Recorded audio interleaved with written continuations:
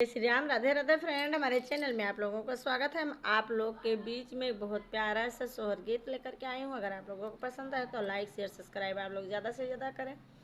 दुलार प्यार हमें अपना ज़्यादा से ज़्यादा दें। चलें आप लोग सोहर गीत सुने।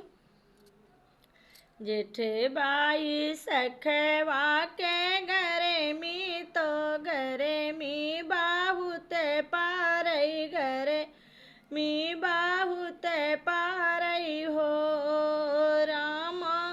घर भाई सीता के निकारई तो गरु है गर्भ से ती गरु है गर्भ से ती हो रामा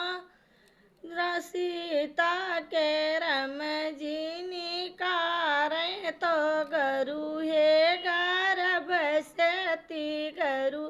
है गर्भ से ती हो। जेठ बाई सखवा कई घरे मी तो घरे मी बहुत पारई घरे मी बहुत पारई हो रामा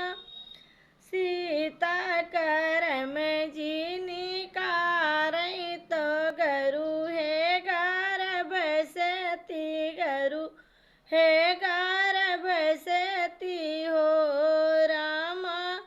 रामा जय सीता का निकारई तो गरु है गर्भ से ती गरु है गर्भ से ती हो। एके बाना गईली की दुई बाना तीस रे माँ बिंद्र बाना तीस रे माँ बिंद्र बान हो रामा डड़िया पकरी सीता रुआ मई तो गरु है गर्भ से ती गरु है गर्भ से ती हो रामा डड़िया पकरी सीता रुआ मई तो गरु है गर्भ से ती गरु है गर्भ से ती हो। बन से ती निकरी बन तपसीन सीता जी से पूछे लागी सीता जी से पूछे लागी हो बेटी कमना संकट तुहरे जियारा बनई बीच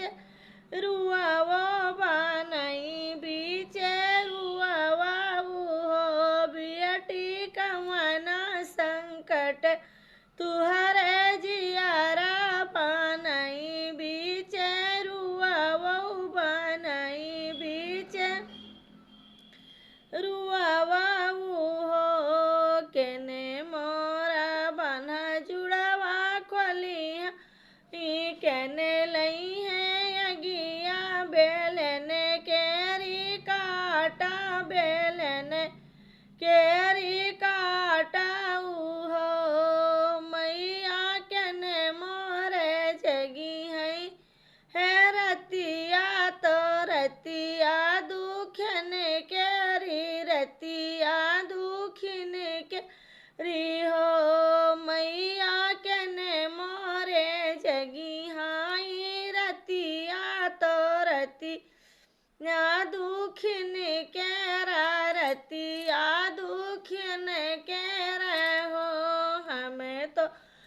बान्हल जुड़वा खोल बाई अगिया लाई बाई अगी आई लाई बाई हो बियटी हम तोरा लई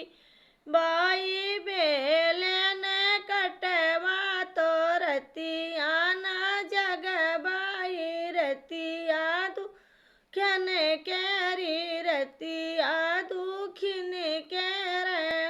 हो तई भू वर फाहा फाटे तो लव कुछ जानम लीन लव कुछ जानम लीने हो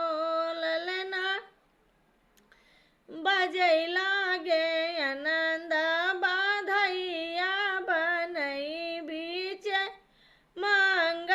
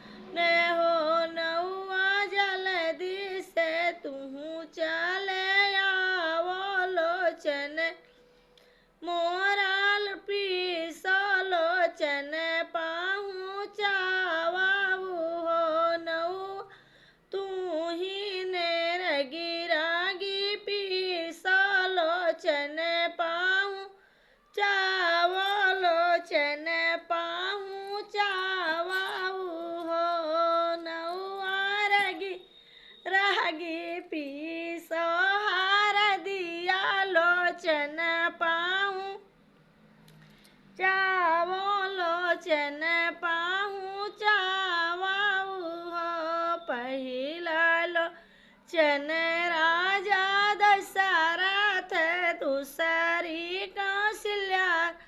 नी दूसरी कौशल्या रानी हो नौआ तीसरा लोचन देवरा लक्ष्मण रामन जानी जा